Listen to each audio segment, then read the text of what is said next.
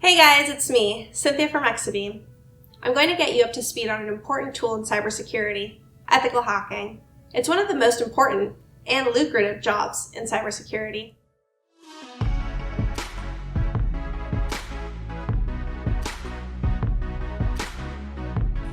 To help me out, I've asked cybersecurity instructor extraordinaire Keatron to join.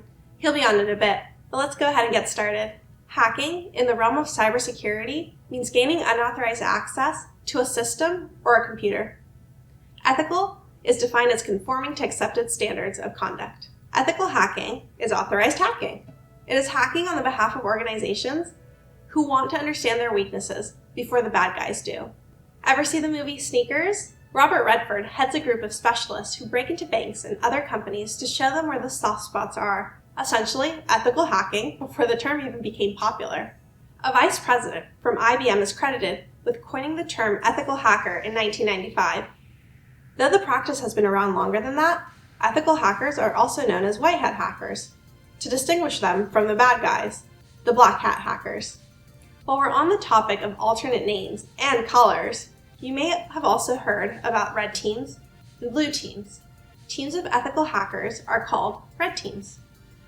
They may be employees or consultants, someone like Redford's gang. Blue teams are employees working in the IT or security department who try and defend the network and catch the red team. One last term, it's pen test, short for penetration test. It's really the action that the ethical hacker is doing, trying to get into the network or application. The difference between pen testing and red teaming is that the pen tester is trying to find as many vulnerabilities as he or she can. Red teaming is meant to test the defensiveness skills of the blue team. Here's how pen tests usually go. Step 1, planning and reconnaissance. This is where the team decides what to test and gathers the basics like domain names and mail servers. Step 2, scanning. Using a number of tools, the target is scanned to understand how it will react. A common target is the web server. Step 3, gaining access.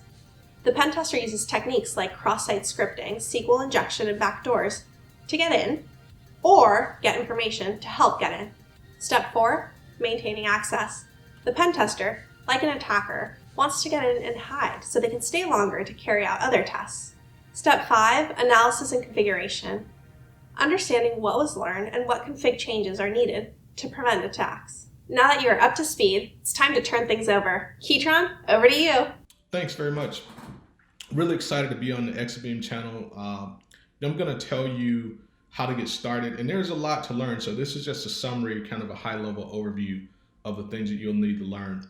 Ethical hackers, when we do these types of engagements, penetration tests, we use a wide variety of tools, some written specifically for hacking, like we use Nmap for recon.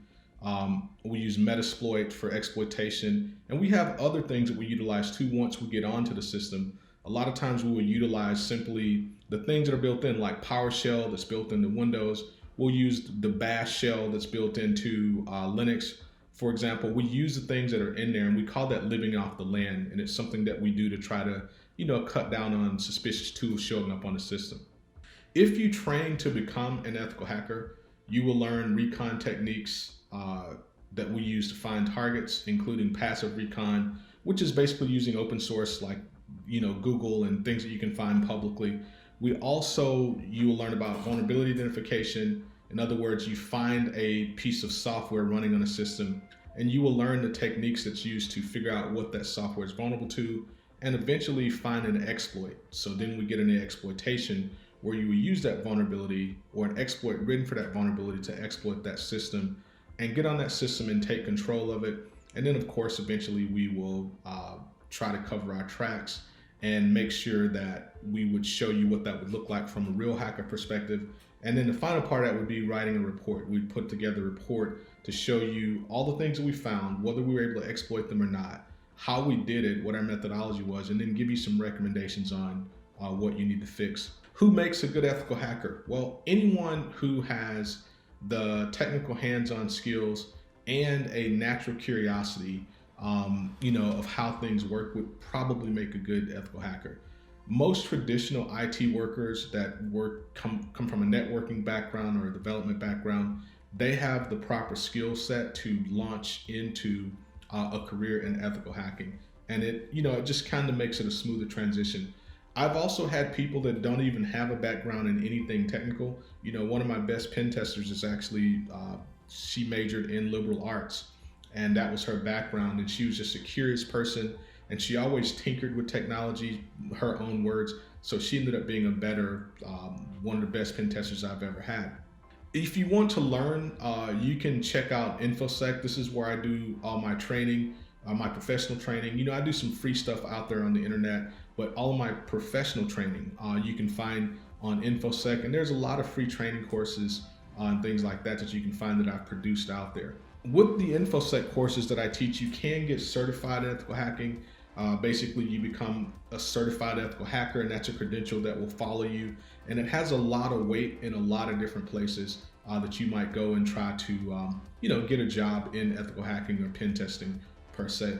You need to study. It's a tough class. There's a lot of work, but it's very fun. We make it, you don't even realize it's tough until after you're done and you've passed exam. We make it very fun, and we engage you a lot with it. That's pretty much what it is, and that's how the process works. So thanks again, and back over to you guys at Exabeam. Thanks, Keatron. That was great. We've put links to a few of his ethical hacking YouTube videos in the description below. If you like what you saw, please like the video and subscribe to our channel, also below. And click on the bell to get all of our latest videos.